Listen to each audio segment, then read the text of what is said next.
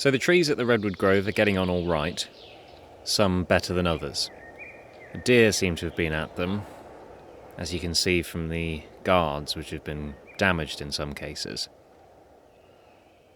We did some work to try and get the protection for the trees upgraded so that they won't fall victim to the deer.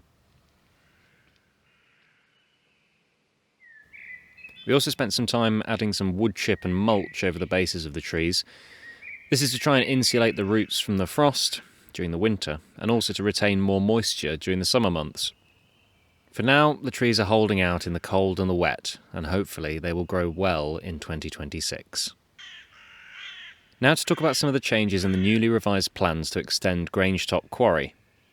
It was this application which originally prompted my Save the Ketton Redwoods campaign, and I'm pleased to say that the plans have been updated to retain the large grove of 8 healthy giant sequoia trees growing at the edge of Paradise Field. Here you can see the original plan, and here I've highlighted the site of the redwoods. You can see how in the final plan the redwoods would have been lost. Now, the new plans. As you can see, the extraction area has been altered to allow the screening bund to be moved outside of the wooded boundary to Paradise Field, thus protecting and preserving this grove of giant redwoods.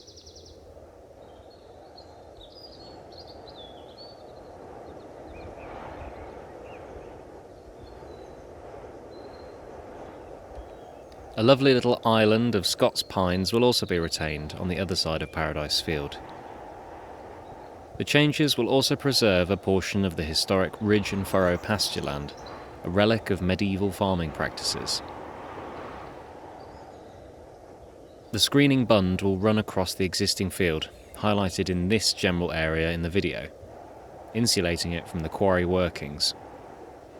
The screening bund will be planted up with native trees, probably ultimately resembling this nearby screening bund on the other side of Empingham Road.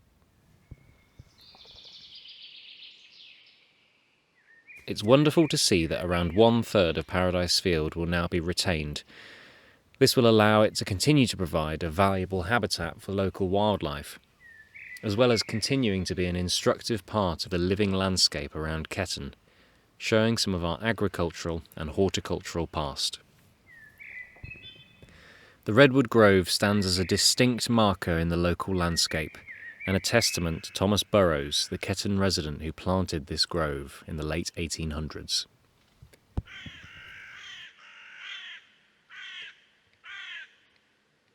As we now look to the south, you can see what will still be lost if the plans are approved.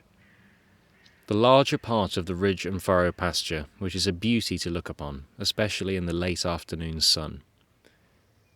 Also, 2 groves of trees on this side of the field, one of which contains more giant redwoods, though these have been quite badly damaged at the base by grazing livestock.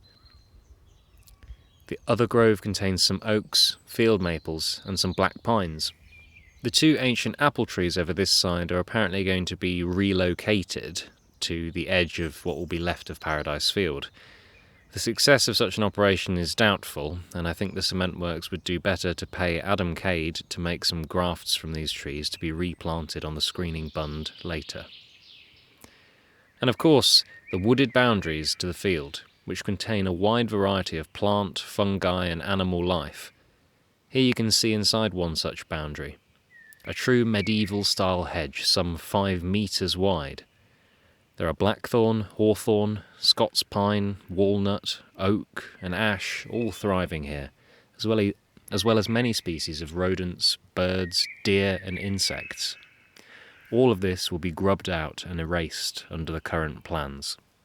Further out across Field 14 there is another isolated woodland which will also be clear-cut and flattened. The site will be progressively restored, and after around 25 to 30 years, a final restoration state will be reached. Looking at the restoration plan for Field 14, it looks quite interesting and will likely provide an overall more diverse and ecologically valuable landscape than the mostly barren, ploughed fields, with some pockets of wildness which exist there currently. I welcome the changes to save part of Paradise Field, though must still lament the loss of the rest of it. It is an absolutely beautiful piece of land, and it will be missed by man and beast alike. Having spoken to Heidelberg's planning consultant, I understand that the restraints on space require the use of the land, and they couldn't afford to retain any more of Paradise Field. Still, I would argue that they should have considered this before purchasing the land. Overall, I think the restoration plan looks very good. A look at the master restoration shows a diverse mix of limestone grassland, pasture, woodland, scrub, barren limestone and rock landscapes. It's excellent that they will keep the wetland area which has formed, and I feel that they should embrace the water. It's collecting in many parts of the quarry, and I think that the new lake which is formed on the south side towards the village should also be retained. This lake could form a valuable fen-like landscape with reed beds and bird species thriving. I'm pleased to see the progress on the application, and while I don't approve of all aspects of it, I think overall it will provide continued operations for a nationally important industry, while also enhancing the Ketton landscape 25 years down the line. In these old maps of Ketton, you can see the vast area of old workings known as the nursery. This was old land, quarried in a much less advanced time, and this was all lost to create the modern Grange Top Quarry, which essentially was a re-quarrying of these old workings. This restoration plan takes the land a step closer back to this wild, old quarried landscape that existed here prior to the more modern quarrying from the 1920s onwards. In G.J. Smith's book A Villager's View of Ketton, he describes this landscape. He said, "There were hills and hollows, and footpaths where you could walk in comfort. Over the whole area there was an abundance of trees set haphazardly over rougher ground. Wildflowers were everywhere, primroses and violets in plenty. There was abundant wildlife." Let's hope that the final restoration will take us back to this idyllic landscape. The Ketton Quarry's Nature Reserve gives a flavour of what could be achieved if the quarry restoration is done right, as is Edith Weston Quarries, which also showcases how land can transform from industrial to wild so gracefully.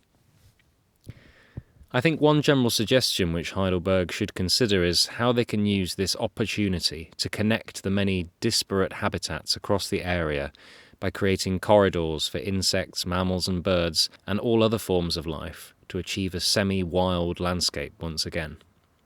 You can comment on the application and give your support, objections or just comments via the Rutland County Council planning portal, which I've linked in the description. My heartfelt thanks goes out to everybody who commented on the original application, and because of this we were able to save a healthy grove of giant sequoias and create the conditions to allow the creation of a new grove of giant sequoias nearby to replace the second grove. Stay tuned for more on the Ketton Redwoods. Let me know what you think in the comments, and thank you for watching.